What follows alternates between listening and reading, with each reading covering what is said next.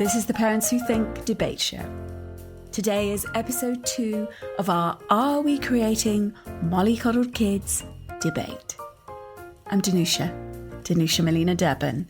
And if you're new to Parents Who Think, you could go back an episode and hear the start. If you do, you'll get to know guests and understand the dynamics of PWT debates. You'll also hear my 3 guests briefly share their life stories, sum up their views in 6 words, and discuss whether they consider their opinions predictable, progressive, or polarising. But here's the thing. You don't need to do this to get the gist. Let me help you. All my guests think their opinions are polarising. That's right. We've a trio of parents with super strong opinions. Just what we love. Nicola is a live wire with 2 older sons who she didn't mollycoddle, and 2 younger sons she coddles. Her mother tried to mollycoddle her, but she wasn't up for it, running away from home to Spain at 16 years old. She runs her own business and says she does everything for everyone, especially at home. But it never used to be that way. Rosie is all about questioning the status quo, whether that's home educating her 5 kids or defining standards on her own terms. She's an entrepreneur who builds communities thoughtfully. She wasn't mollycoddled and found moving homes as a child hard. Leaving home at 18 to cross the world, she knew she wanted to settle in one place to give herself and later her family of 5 kids the stability she would have liked. She identifies as a mollycoddler, but not in the micromanaging helicopter kind of ways. Now, Tanya designed an adventuring life with her husband for herself and for her children, her 5 children. You'll hear her describe how living on a boat shaped the way she raised her older ones as well as the remaining kids at home. She's certain we're creating weak children, so mollycoddling is something she's against. She was raised with authoritarian parents in an environment in which punishment and reward was deployed, sometimes in anger. She wanted different for her family, and she's making it so. Oh, and I dish the dirt on where I'm coming from too. I share a bit about my own childhood and whether I was mollycoddled. I talked about long walks home, miles across bleak Dartmoor, and how my parents made me do that, whatever the weather. No tiny violins in the background as I speak. My mother and father mollycoddled me only as much as their own histories and resources allowed them to. It's exposing to tell our origin stories and our truths. It's the same for debate guests and for me. And that's why it needs to be done, not because we like wanging on about ourselves, but because knowing how other parents think and how they experience things is good. It's nourishing. It helps us find more of who we are. We need to hear different perspectives. Now first, a quick recap from Nicola, Tanya and Rosie with a smidge of me. Then we'll hear guests get into the core debate in the Get Up on Your High Horse segment. This is debate done different. Let's hear how. We are definitely mollycoddling our kids. I think due to me being older, I'm definitely mollycoddling my children because I want to protect them from the big bad world. So you are mollycoddling? I am now. I never used to. With my eldest, definitely not. My 2 youngers, I do. I think people might look around and agree that we're, collectively mollycoddling our kids. The alternative parenting styles that might prevent it might seem like a step backwards. I think that is what they find shocking. They might agree with me, yes, we're mollycoddling our kids, but if I start telling them what they should do not to do it, that part would be polarizing. The world has changed. If we were to live by the standards of our parents or grandparents, it wouldn't feel right in today's world. So I guess when I'm thinking about whose standards are we measuring by, it's I'm creating my own standards. In debate 1, we talked about mollycoddling as if we share understanding of what this is. Now, each PWT guest in this debate said their opinion is polarising. But maybe they're not comparing like for like mollycoddling. Take a moment. What do you think mollycoddling is? Is it parents who do everything for their kids right up to when they're, say, 40? Those parents who wait hand and foot on their kids like their offspring are little princes and princesses? And is it parents who won't have a negative word said about their child because they're overprotective and blinkered about their kids? It's this and more, or different. In the Oxford Dictionary, mollycoddling is defined as treating someone in an indulgent or overprotective way. Here's my guest's words on what it is to them. If you had to put what mollycoddling is into a few words, what do you see? What do you think? I guess in my head, without jumping to Google, quickly, sneakily, behind the scenes. That would be funny, wouldn't it? She said, quickly doing it. Yeah, I'm laughing. Yeah, just type it away on my phone. What is it, though? Mollycoddling, maybe being too soft, too easy on your kids. I guess I struggle with specific definitions, but being too easy on them and not giving them the experiences of life that they need to become adults or well-balanced, independent adults. As she defines mollycoddling, Rosie names what her goal of parenting is: well-balanced, independent adults. Let's see how Nicola defines mollycoddling. Will it be different? I would say it is pampering to someone's needs and whims. Oh, it could be overbearing. They might actually enjoy it. I suppose it's going beyond that nurturing a bit and just doing perhaps more than what is necessary. Here's Tanya's take. You always get your own way. And then you're disappointed or angry when you don't get what you want. If you were mollycoddled, a word we would use in America is spoiled. You know, if you're a spoiled brat, then you always get what you want and you put up a fuss if you can't have what you want. And you make other people miserable because you didn't get what you wanted. One aspect of mollycoddling might be that you give your kids too much freedom, but they don't have the responsibility to handle it. Yeah, they haven't learned the skills. Or haven't earned it, yeah. Or earned it, yeah, learned or earned. So, yeah. Letting kids get their own way, being too easy, giving too much freedom and pampering them. Oh, then there's being overbearing, going beyond nurturing. Without too much digging, guests seem to agree on what they mean by mollycoddling. Rather than defining what I think is a parenting failure, a generation of weak, emotionally immature, anxious, shallow, and dependent kids, maybe it would be helpful to define the goal of parenting in positive terms. No holding back. Let's do that, Tanya. I have my notes with me. Yes. Strong, resilient, goal-oriented, capable, independent, mature adults who can solve problems in the real world and then pass the torch on to their kids. My mother-in-law said that you know you're an adult when you get into trouble and don't call your parents to get out of it. And to be emotionally mature is to have control of one's feelings instead of being overwhelmed or controlled by them. Mature people have tools for dealing with personal problems so they can heal and experience self-improvement and good relationships and have strength, logic, and creativity to deal with problems in the real world. So my goal would be to raise, we shortened it to DHB, decent human beings. I mean, I would really like excellent human beings, but I told my kids I would settle for decent. Rosie talks about well-balanced adults. Tanya's version is decent human beings. What does well-balanced mean? What does being a decent human being involve? I'll make sure we find out. I had to ask Nicola about the way she's raised her 4 boys, mollycoddling her 2 teenagers, but for her older ones in their 20s, 0 mollycoddling. Why does this matter? Because her goal in parenting must have changed. So what's really fascinating is that for you, the first 2 weren't mollycoddled and the second 2 are. You've changed your behaviour Yeah, I've contradicted myself. Yeah. Obviously, I've grown up massively, I've had to. And with the two younger ones, I was on my own, raising them, doing midwifery.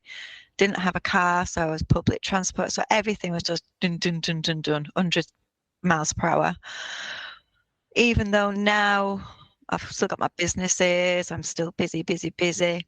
I'm definitely more laid back and chilled and settled in my life and me as a person. I know who I am. It sounds like maturing, well, finding out who you are. Like, you couldn't be older than you were. You were creating who you were alongside raising the boys. Exactly, yeah. It was like I was a child having children and trying to find out who I was, well, trying to be the best mum I could be, trying to get my degree, trying to make, the bills at that time. It was all hard back then, whereas now I'm in a happy marriage, I've got a nice home, I've got this, got that, and everything just goes along nice. So I've not got them external factors that I had when I was 19. Nicola was a young mum, trying to make everything work back then with her first two sons. Did tough circumstances like studying and paying bills mean she wasn't thinking through what kind of adults she was shaping her older boys into? The idea that we consciously consider the outcomes of our parenting rests on the assumption we've time, energy, and interest in future shaping our kids. Many people get through just hoping for the best outcomes. That includes coddlers and those who don't mollycoddle. I mean, God forbid that my two older boys, I know they're prepared for the world and they're streetwise, they're savvy because of the way I didn't mollycoddle them. Whereas my two younger ones, I am absolutely dreading when they say, oh, I want to go maybe to a city to have a night out, when they're older. Because, we're in this little perfect quaint village with the stream and the brook. They go to a boys' school and they've just definitely had different upbringing to my two older ones. And I can't see them being street savvy whatsoever, because I've just tried to put them in this nice, perfect little bubble. I try and make everything just right for them. Not that the two elder ones went without anything, they had what they needed. Again, mum and dad did play a big part in helping me out with them too. But the two older ones definitely think Mikey and Ben are spoilt. They have more, but more in, like, we never went to the Caribbean when Cameron Owen was young. It was Mallorca, where Mikey and Ben, they go to Australia, they go all over. But that's also because I've grown up, I want more. And my income now allows me to go to them places. Why should I cut my nose off to spite my face? If I want to go there, I'm going to go and they have to come with me. That's it. They come along at a different timeline and it's lucky for them. It's when we're comfortable. Rosie puts more meat on the bones of her parenting goals. I want a good relationship with all my kids. I want them to grow to be as healthy and, independent as possible. But the path for getting there is going to look different. We can feel guilty about that as parents, or we can accept it and just say, well, humans are really different. So if we go back to whose standards are we measuring by, if our kids were at school, they would all be under the same standards. Like everyone pretty much gets the same, or it's hard if you have a disability to get different treatment. You can, but they still make it hard. And it's tough. I think it's tough. I want to pick up on something very quickly. You said that don't we all want to have independent children? I'm wondering if that is actually the case, Rosie, with everyone, is what I mean, with all parents. Well, exactly. So by whose standards are we measuring by? For me, that's what plays in my head constantly, is that I want my kids to be independent. I want them to find their way in life. And that's kind of like an overarching goal of mine that I look for. When you have kids who are neurodiverse and have struggles with life, that's a very valid thing to be working for. It's challenging, right? Because every parent will have their own views of what their children should grow up to be. And perhaps as a result, they get mollycoddled because they're trying to make the path as easy as possible to help them get into university or to help them find the path that they need to go on. Whereas for me, that's not, of course, it's like on my radar that I want them to do well in life, but I don't have goals for them to go to university. I have goals for them to be comfortable in their own skin and to be able to get on in life. I guess that's a slightly different perspective than some people might have. But I also think the world is changing again, and we're creating our own standards as parents, and we're trying to create standards for our kids, and we're trying to help our kids see they can create their own world. Raising neurodiverse kids puts a whole new slant on things. How do those of us with neurodiverse children define and need to redefine what mollycoddling is in this neurotypical world? Being comfortable in their own skin and to be able to get on in life. I hear Rosie saying she's helping her kids see how they can and must create worlds that work for them. Here's Tanya on decent human beings.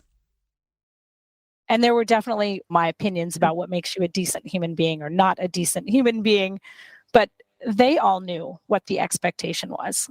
And I allowed them to have an amazing childhood. I'm not like a dictator where I'm like, okay, we're practicing for adulthood now. And, you pop out of the womb and we're going to start adulthood training. Although childhood is the period of time in your life where you're learning what it means to be an adult and what it means to be a human being in the world, there's a fair amount of play that needs to go into that. And I didn't rob them of a childhood in order to teach them how to be adults, but they're watching everything that we do, everything that we say, how we work, how we play as they're growing up. And my kids knew what the goal was. Tell me a bit more about decent. I am above and beyond proud of a kid who has good character. And good character is defined by when you do what's right, even when no one is watching. When you do what's right, even when everyone else is doing the wrong thing. So I really want our kids to grow up with good character, and that would definitely make you a decent human being. I mean, other things too, like a decent human being doesn't slurp their soup and burp at the table. They exhibit proper table manners. Now, were we dictatorial about the table manners? Not at all. But there were some basic table rules, things like that. I mean, common courtesy, which is not that common anymore. We're starting to call it uncommon courtesy. My kids are always complimented on being exceedingly polite. It's because I told them that please, thank you, and I'm sorry are keys that open all the doors in the world.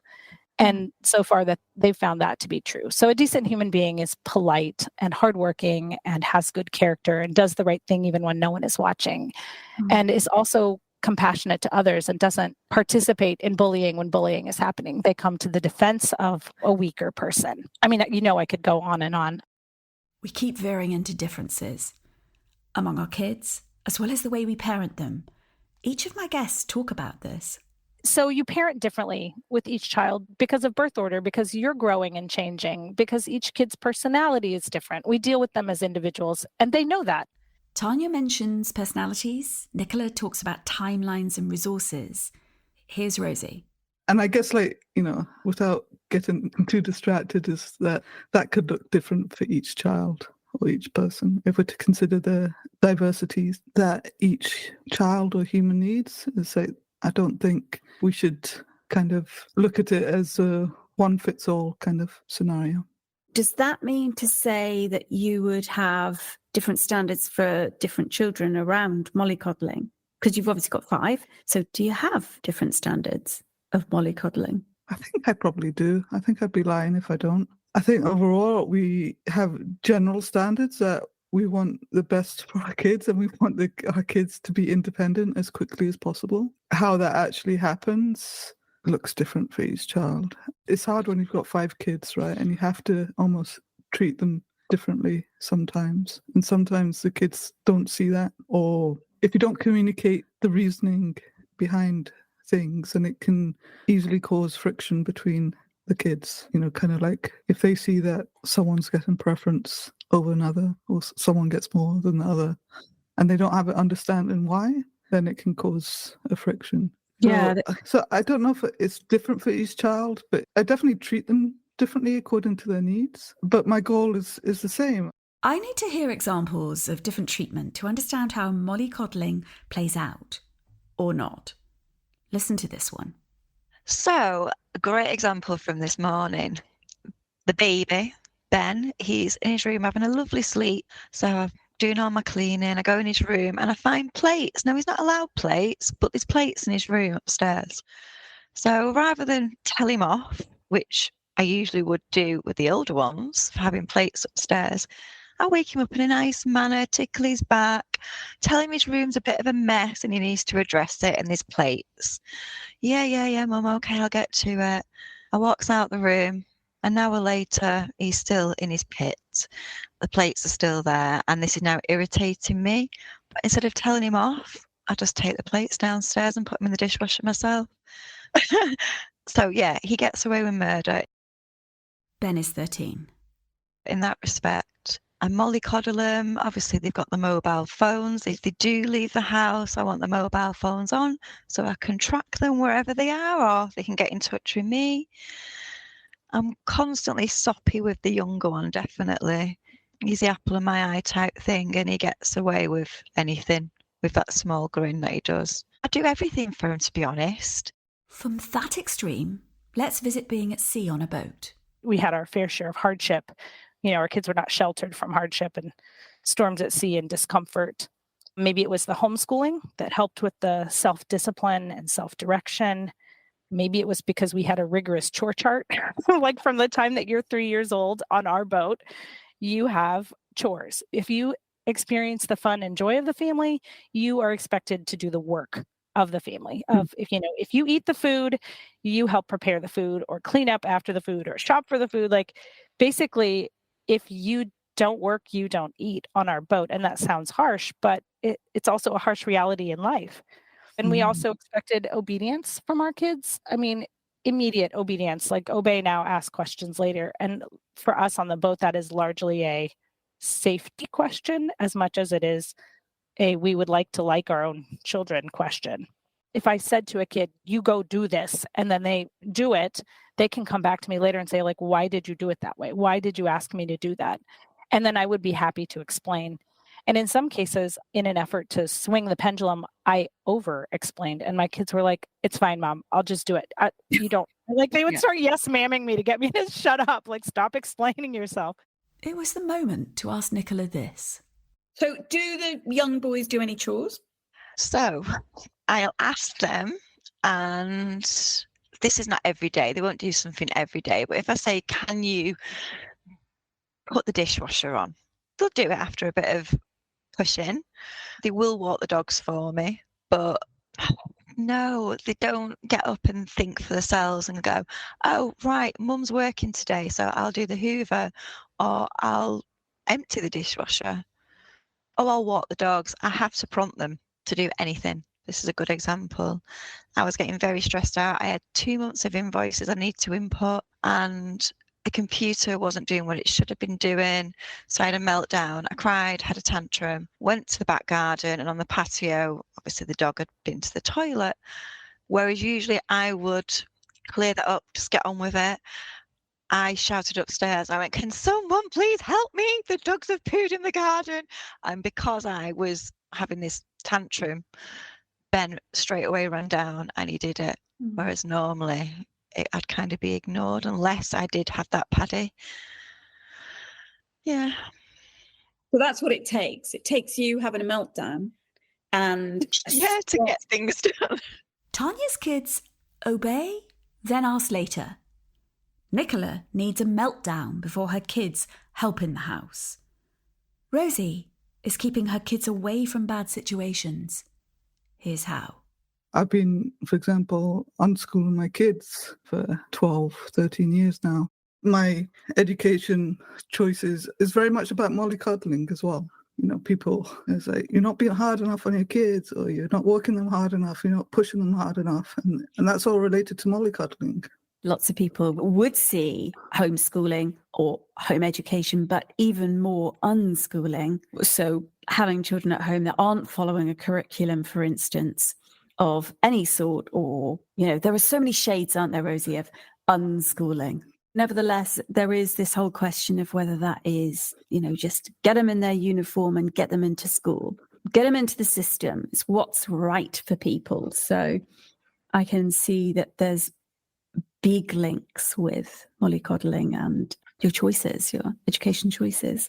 It's like saying, oh, they're not going to school. You're just like letting them decide what they learn. That's mollycoddling them. But actually, if you look into like how school is structured and the stress and the anxiety and the overwhelm that a school structure gives, it's actually super unhealthy and leads to a ton of what we call mental health issues. And I'm personally surprised that schools or the government hasn't been sued for doing so much damage to kids. If you think about mollycoddling from that sense, is like we're not mollycoddling our kids, we're protecting them. We're like traumatic situations, bad situations. School can be very traumatic for kids. Not all kids, obviously, but I can definitely look back at my life and think like there's many situations I wish I was not exposed to in school. But some would dismiss that. Tanya and Rosie both home educate their children. Now Nicola's boys attend schools. In order for their kids to become independent, well-behaved, decent human beings, these parents expose them to experiences that will do that job or not. Whether it's getting to school. It's like when they finished primary school, I couldn't wait to finish the school run. I've been doing it for 20 years. I'm sick of school mums. I am leaving the gate. I am doing the merengue out of them gates. Anyway, I keep finding myself doing the school run. If there's a little bit of rain, God forbid they get the hair wet, so I drop them off. Whereas me growing up, I went to school, wind, rain, snow. I was walking. So yeah, I now find myself, if there's a bit of a spitting of rain, oh, come on, I'll take you to school.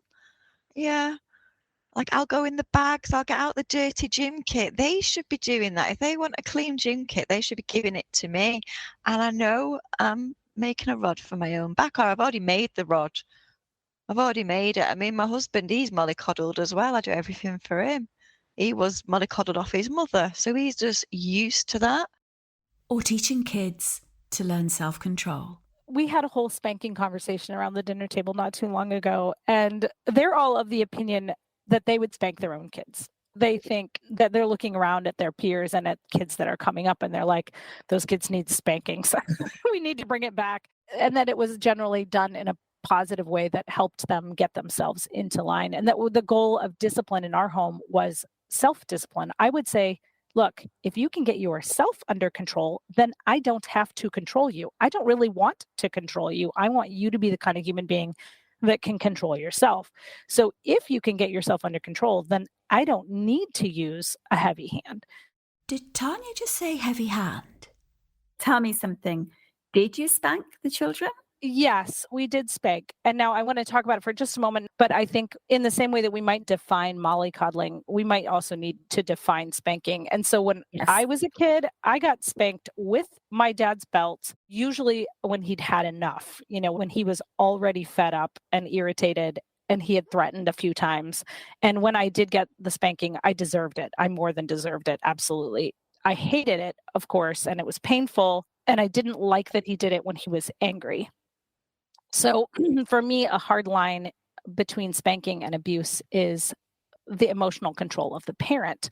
So if I needed to spank a kid, I didn't wait until I had asked them 3 or 4 times.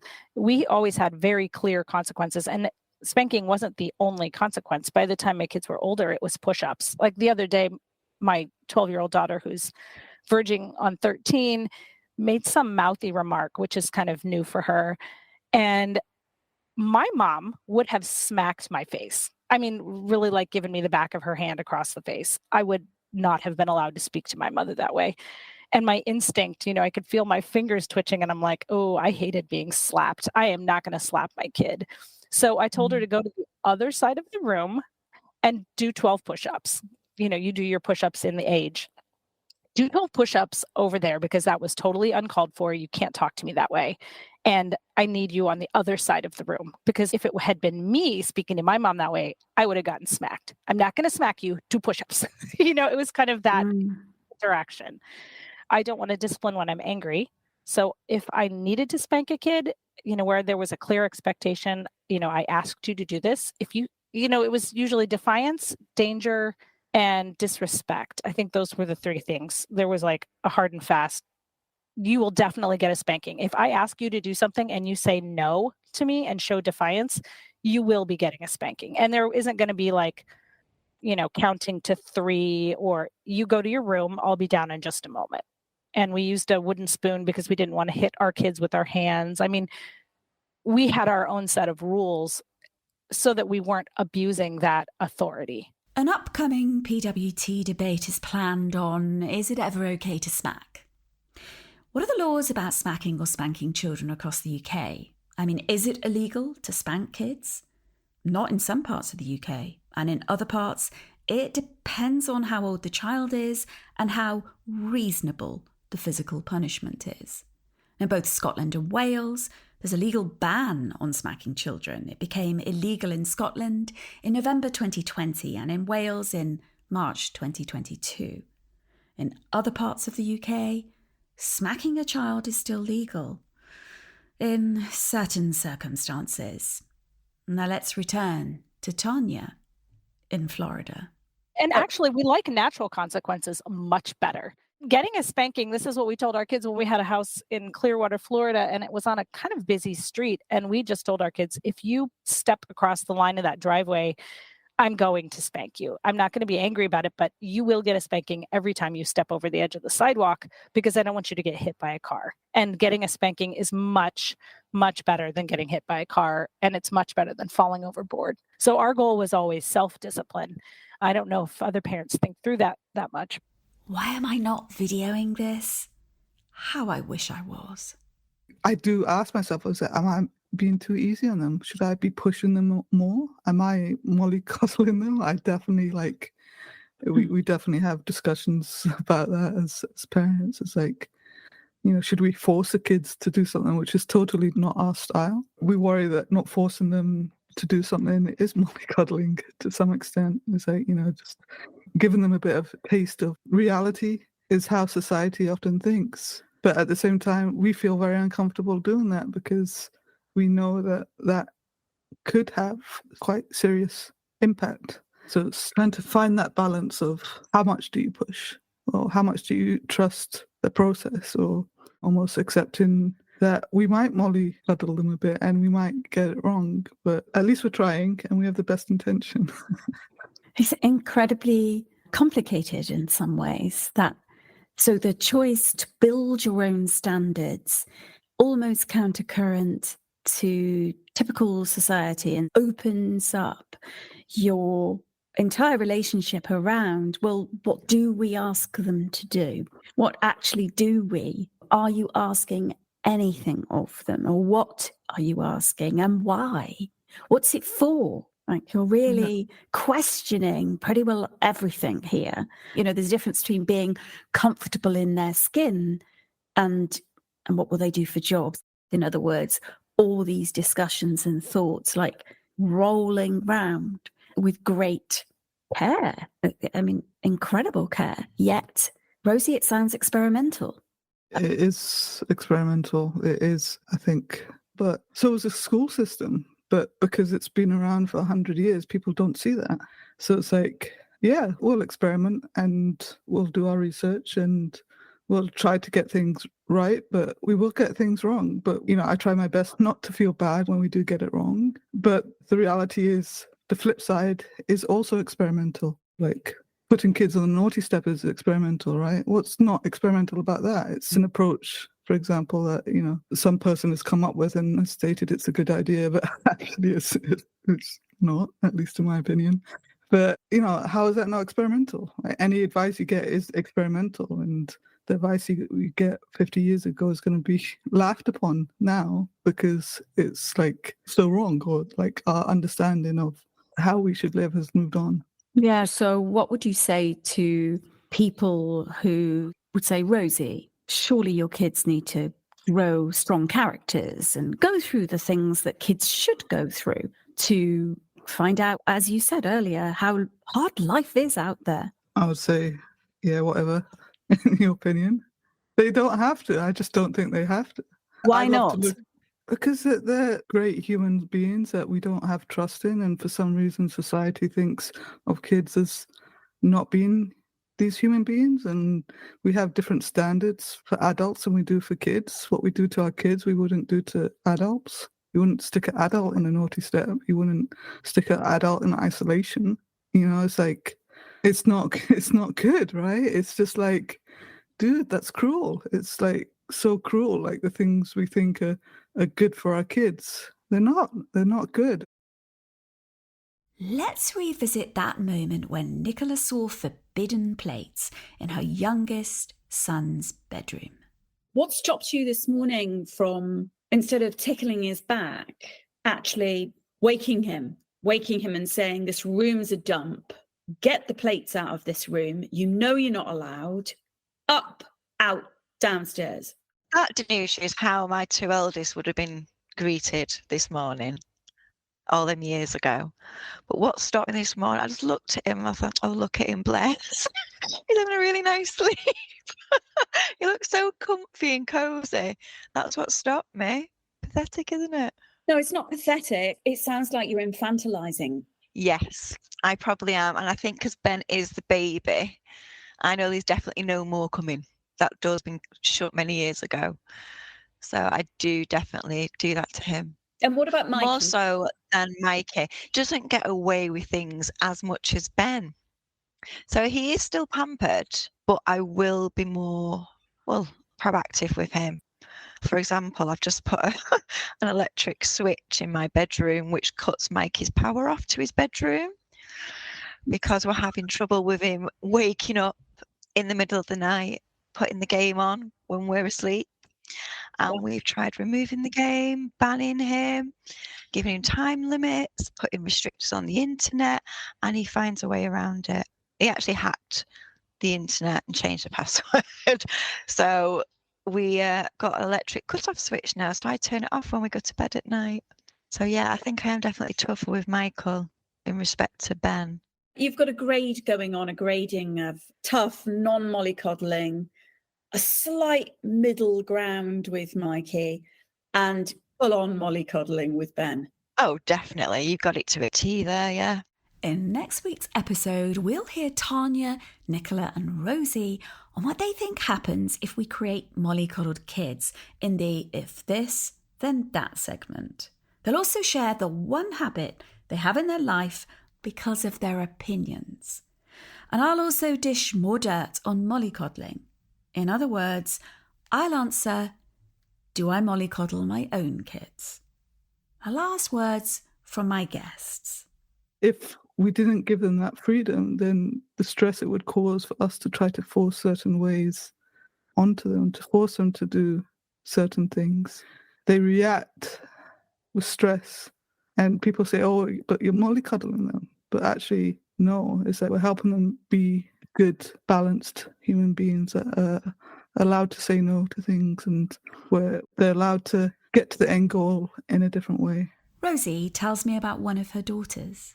And she'll come back from kind of like this homeschool school that she goes to, and if it's too much for her some days, she just comes and like melts into my arms and tells me what's bothering her, and she gets it off her chest, and that just helps her like process things through. And then we talk about it, and we kind of like, I ask her, it's like, what should we do about it? Is there anything we can do to improve it?